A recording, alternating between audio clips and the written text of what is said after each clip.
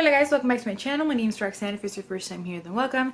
Today I want to talk to you guys about some of my most anticipated 2019 releases. I have books throughout the year written down, but obviously these are just the ones that I know about at this moment. I'm sure I will find out about more of them as I watch other people's videos and as they come out. But these are the ones that I'm really excited about. I have some romance here, which I don't read as much of, but I'm trying to get into for next year. So let's get into it. I don't have the specific dates that these are released. I just have the month because I'm too lazy to go through and get these specific dates. So in January we have Planting Stories. And it is by Anika Aldamui and the illustrator is Paola Escobar.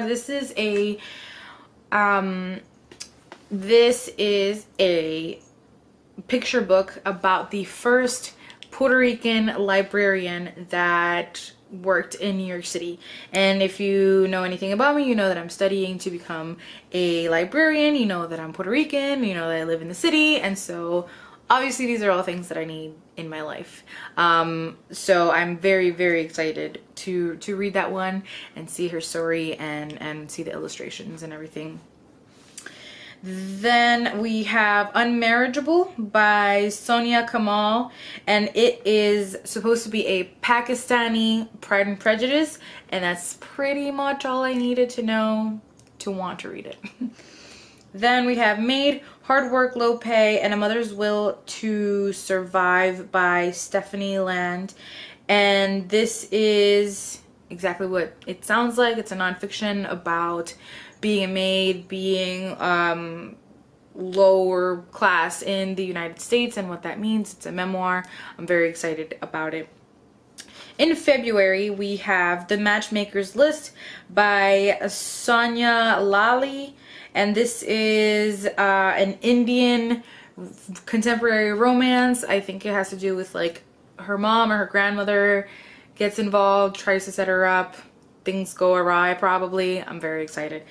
Number 2 is The Moon Within by Aida Salazar, which is going to be middle grade set with like Mexican themes, and it's Latinx middle grade fantasy. I think I want to read more middle grade fantasy, and obviously if it's a Latinx author, even better.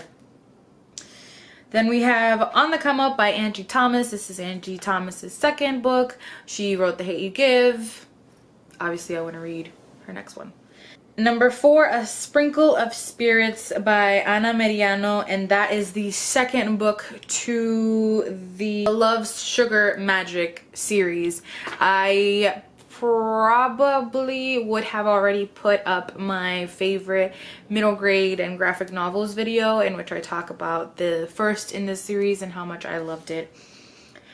In March, we have The Tragical Tale of Birdie Bloom by Tamra Beltz, and this is another middle grade fantasy, and it's about a young girl who thinks that she is a doomed child, and so it kind of gives me some Nevermore vibes with this whole sort of doomed cursed child thing, so we'll see how much I like it. Number 2 is Queenie by Candice Carty Williams, and this is I think it sort of starts out as like a contemporary romance. A black woman in London breaks up with her boyfriend, and I think the boyfriend was white, and so then she has to deal with, and she starts to sort of grapple with the racial situation there, and it's a lot of commentary about that. So and the cover is freaking amazing. I'll put the covers for all of these here because I don't own any of these yet. Then we have Shout by Lori House Anderson, and this is a poetry / memoir. She is the author of the YA book Speak, which has been around for a really long time and is a beloved fiction work that discusses rape and the aftermath of it. For April, we have Sabrina and Corina Stories by Cali Fajardo Anstein. And these are indigenous Latin American short stories. It's been blurred by Sandra Cisneros and a few other big Latin American authors. So I'm very excited about this one. I follow her on Instagram. Love her. Can't wait. And then number 2, we have When We Left Cuba by Chanel Cleaton. She wrote Next Year in Havana, which is also one of my favorite books of 2018. And I don't know if this is, I think this might be like a companion.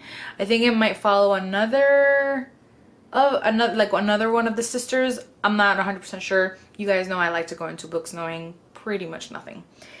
For May, we have The Bride Test by Helen Huang. She wrote The Kiss Quotient, which I adored this past year, which is a contemporary romance where the main character has autism. This is an Own Voices Asian autism story, and I think that this might also be that. It's called The Bride Test. And then number 2 is With the Fire on High by Elizabeth Acevedo.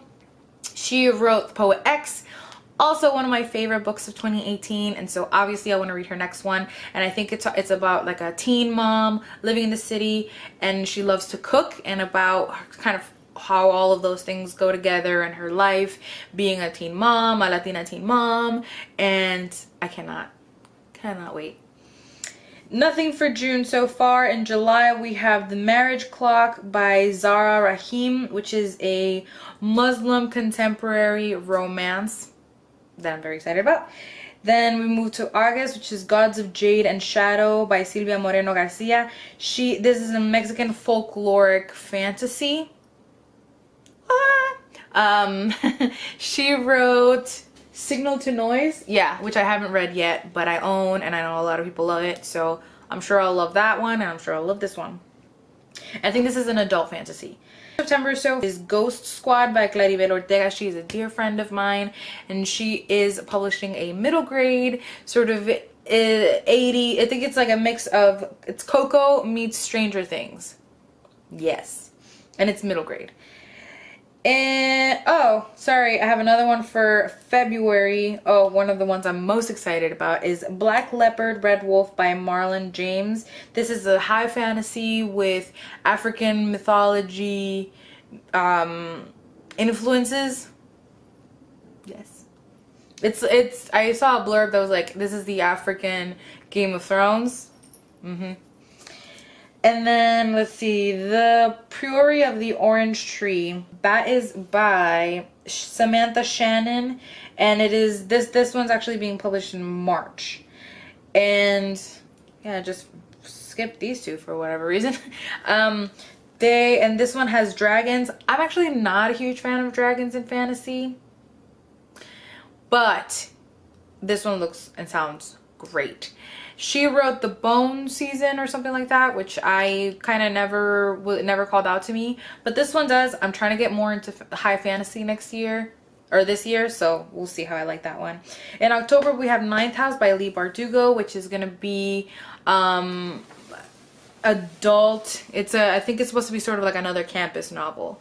That you guys know I love Leigh Bardugo. I love campus novels, so we're mixing the two. What could go wrong? Then for November, I have The Starless Sea by Erin Morgenstern. Holy shit, I'm so excited. She wrote The Night Circus, which is one of my favorite books of all time. Am I probably more excited than I should be for this book? Yes, I need to rein in my excitement, because can anything live up to The Night Circus? For me, I know some people don't like it, but for me, I don't know. I'm excited. I would be nervous if I was her, because so many people love The Night Circus so much, and it's like magic and love on a page. So, man, am I excited for that one. I gotta wait till November for it. Bruh. Okay, so those are some of the ones that I'm very excited about. As of now, I may do an update to this as I learn of more books that are coming out that I'm very excited to read.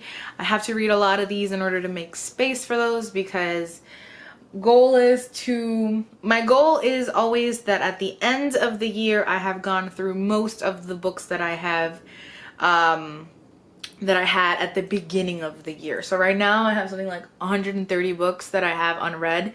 So I want to read as many of those at the end, by the end of 2019. And I will do a physical TBR video soon so you guys know what's on my shelves and we can compare and at the end of the year.